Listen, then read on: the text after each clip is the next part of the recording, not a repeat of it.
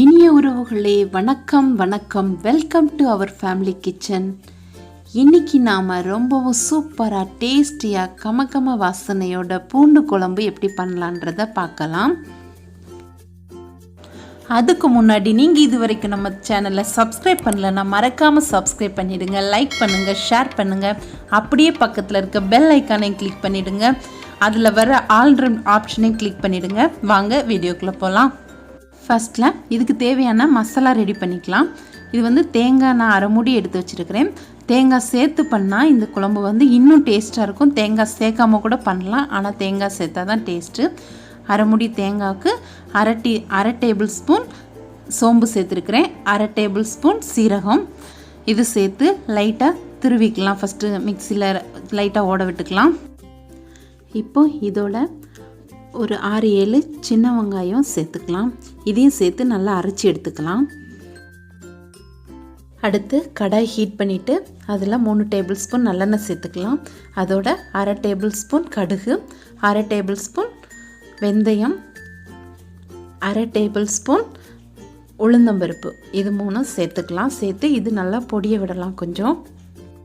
இப்போ இது நல்லா ப்ரௌன் கலர் ஆகிடுச்சு, நல்லா பொடிஞ்சிருச்சு. இதோட பூண்டு சேர்த்துக்கலாம். 1 கப் அளவுக்கு பூண்டு உரித்து வச்சுருக்கிறேன், இதை சேர்த்துக்கலாம். பூண்டு சேர்த்து ரொம்ப நேரம் வதக்க வேணாம், ஒரு 3 நிமிஷம் வதக்கி விட்டுட்டு அடுத்து நம்ம வெங்காயம் சேர்த்துடலாம். ஏன்னா எப்படியும் வேக வைக்க போகிறோம். இப்போ இதோட கருவேப்பிலை சேர்த்துக்கலாம் கொஞ்சம். இப்போ இதோட நம்ம வெங்காயம் சேர்த்துக்கலாம். 2 வெங்காயம் பொடி பொடியாக கட் பண்ணி வச்சுருக்கிறேன், இதை சேர்த்துக்கலாம். இது சின்ன வெங்காயம் சேர்த்து பண்ணால் இன்னும் நல்லா டேஸ்ட்டாக தான் இருக்கும். ஆனால் இன்றைக்கி நான் பல்லாரி தான் சேர்த்துருக்குறேன். இதுவும் சேர்த்து நல்லா வதக்கிக்கலாம். வெங்காயம் கொஞ்சம் நல்லா வதங்கட்டும். இப்போது வெங்காயம் பூண்டு எல்லாம் ஓரளவுக்கு நல்லா வதங்கிடுச்சு. இப்போ தக்காளி சேர்த்துக்கலாம். 2 தக்காளி கட் பண்ணி வச்சுருக்கிறேன், இதை சேர்த்துக்கலாம். தக்காளியும் சேர்த்து கொஞ்ச நேரம் நல்லா வதக்கி விட்டுடலாம். இப்போது தக்காளி ஓரளவுக்கு வதங்கிடுச்சு. இந்த ஸ்டேஜில் நம்ம ஸ்டவ் சிம்மில் வச்சுட்டு மசாலா சேர்த்துக்கலாம். இதோட ஒரு 3 டேபிள் ஸ்பூன் குழம்பு மசாலா சேர்த்துருக்கிறேன். நம்ம எல்லாம் சேர்த்து அரைச்சிருப்போம்ல, அந்த மசாலா சேர்த்து வதக்கிக்கலாம். மசாலா தீஞ்சு போயிடாமல் இருக்கிறதுக்காக கொஞ்சமாக தண்ணி சேர்த்து மிக்ஸ் பண்ணி விட்டுடலாம். தண்ணி சேர்த்து வதக்கி விட்டுட்டு இதோட நம்ம காய்கறி நமக்கு கத்திரிக்காய் சேர்க்கலாம். கத்திரிக்காய் சேர்த்தாவும் நல்லாயிருக்கும். நான் இன்றைக்கி முருங்கைக்காய் மட்டும் சேர்த்துக்கிறேன், வேறு எதுவும் சேர்த்துக்கல. நம்ம காய்கறியே சேர்க்காமல் இந்த வெங்காயம் தக்காளி பூண்டு இது மட்டும் கூட போதும், டேஸ்ட்டாக இருக்கும். ஆனால் நான் இன்றைக்கி முருங்கைக்காய் சேர்த்துருக்குறேன். இதை சேர்த்து ஒரு 2 நிமிஷம் அப்படி மிக்ஸ் பண்ணி விட்டுடலாம். இப்போ இது மிக்ஸ் ஆனதும் நம்ம அரைச்சி வச்சுருக்கிறோம்ல தேங்காய், அதை சேர்த்துக்கலாம். அதை சேர்த்து மிக்ஸ் பண்ணி விட்டாச்சு. இதோட புளி கரைசல் ஒரு லெமன் சைஸ் அளவுக்கு புளி கரைசல் எடுத்து சேர்த்துக்கலாம். இதையும் சேர்த்து நல்லா மிக்ஸ் பண்ணி விட்டுடலாம். இது நல்லா உப்பு போட்டு கொதிக்க விட்டுடலாம்.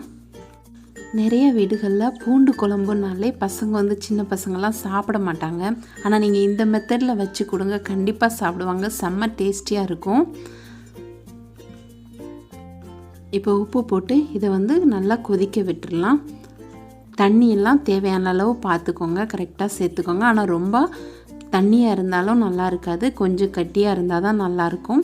இப்போ நான் எவ்வளோ தண்ணி சேர்த்துருக்குறேன்னு பாருங்கள். இந்த அளவில் இருந்தால் கரெக்டாக இருக்கும், டேஸ்ட்டாக இருக்கும்.